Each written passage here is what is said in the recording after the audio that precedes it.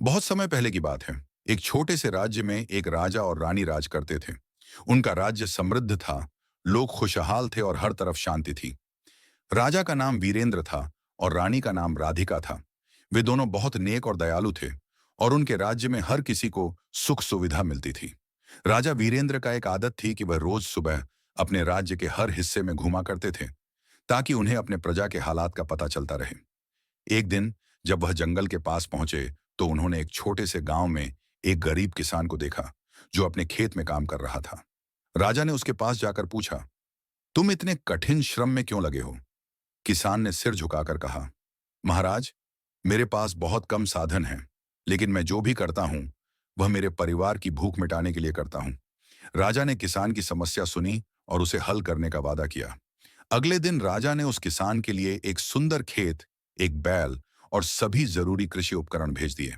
किसान खुश हो गया और उसने राजा की दयालुता का आभार व्यक्त किया। राजा वीरेंद्र ने इस तरह अपने राज्य के हर व्यक्ति की समस्याओं का समाधान किया। वह हमेशा प्रजा के साथ समय बिताते थे और उनकी खुशियों का ख्याल रखते थे। रानी राधिका भी राजा की तरह दयालु और सहानुभूतिपूर्ण थी। उसने महिलाओं और बच्चों के लिए शिक्षा और चिकित्सा सुविधाएं शुरू की। एक दिन राज्य में एक बड़ा संकट आया।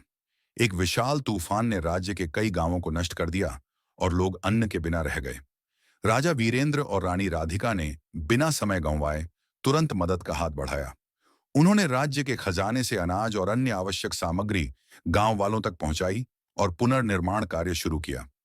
इस संकट के समय में राजा और रानी का नेतृत्व अद्वितीय था। उनकी अच्छाई, समर्पण और संघर्ष ने राज्य को एकजुट किया और लोग फिर से खुशहाल हो गए। इस तरह राजा वीरेंद्र और रानी राधिका ने अपने राज्य में प्यार, शांति और समृद्धि की मिसाल कायम की। उनके शासन काल में राज्य में कभी कोई बड़ा संकट नहीं आया और उनका नाम हमेशा लोगों के दिलों में अमर रहा। इस कहानी से हमें यह सीखने को मिलता है कि एक अच्छा शासक वही है जो अपने लोगों के दुख दर्द को समझे और उनकी मदद के लिए हमेशा तैयार रहे।